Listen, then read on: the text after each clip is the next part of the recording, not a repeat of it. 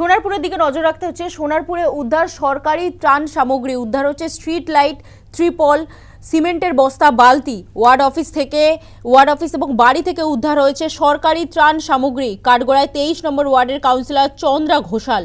ত্রাণ সামগ্রী পাচারের অভিযোগ স্থানীয়দের, তোলাবাজির অভিযোগের সরব বাসিন্দারা। ডিম ছুঁড়ে বিক্ষোভ, চোর চোর স্লোগান ওঠে। ত্রাণ সামগ্রী বাজেয়াপ্ত করেছে পুলিশ। সোনারপুরে সরকারি ত্রাণ সামগ্রী উদ্ধার হয়েছে স্ট্রিট লাইট, ত্রিপল, সিমেন্টের বস্তা, বালতি। ওয়ার্ড অফিস ও বাড়ি থেকে উদ্ধার। কাঠগড়ায় 23 নম্বর ওয়ার্ডের তৃণমূল কাউন্সিলর চন্দ্রা ঘোষাল। ত্রাণ সামগ্রী পাচারের অভিযোগ স্থানীয়দের, তোলাবাজির অভিযোগেও সরব হয়েছেন বাসিন্দারা। ডিম ছুঁড়ে বিক্ষোভ, চোর চোর স্লোগান ওঠে। ত্রাণ সামগ্রী বাজেয়াপ্ত করেছে পুলিশ। সোনারপুরে সরকারি ত্রাণ সামগ্রী উদ্ধার স্ট্রিট লাইট, ত্রিপল, সিমেন্টের বস্তা, বালতি। ওয়ার্ড অফিস থেকে উদ্ধার হয়েছে ত্রাণ সামগ্রী, পাশাপাশি কাউন্সিলরের বাড়ি থেকে উদ্ধার হয়েছে ত্রাণ সামগ্রী। কাঠগড়ায় 23 নম্বর ওয়ার্ডের তৃণমূল কাউন্সিলর চন্দ্রা ঘোষাল। ত্রাণ সামগ্রী পাচারের অভিযোগ স্থানীয়দের এবং এরই পাশাপাশি তোলাবাজির অভিযোগেও সরব হয়েছেন স্থানীয়রা।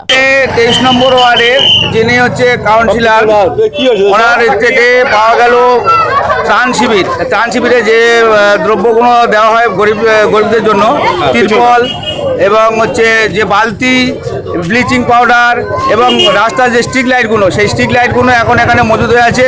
এসে দেখলাম যে এখান থেকে মাল সরে যাচ্ছিল, আমাদের ছেলেরা সেটা ধরেছে। এখানে অনেকগুলো জিনিস পাওয়া গেছে, পুলিশ এসে সেগুলোকে উদ্ধার করে নিয়ে যাচ্ছে এবং এলাকার লোকের ক্ষিপ্ত।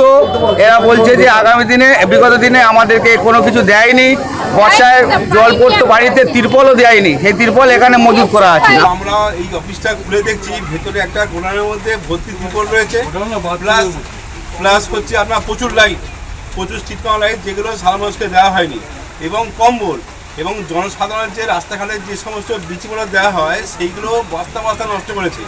এবং আমরা ওর পাশের বাড়ি থেকে দেখছি কমপক্ষে 1000 থেকে 1500 বালতি, যেই বালতিগুলো সাধারণ গরিব মানুষদের এবং পাড়া সমাজকে দেওয়া হয় যে ময়লা ফেলার জন্য।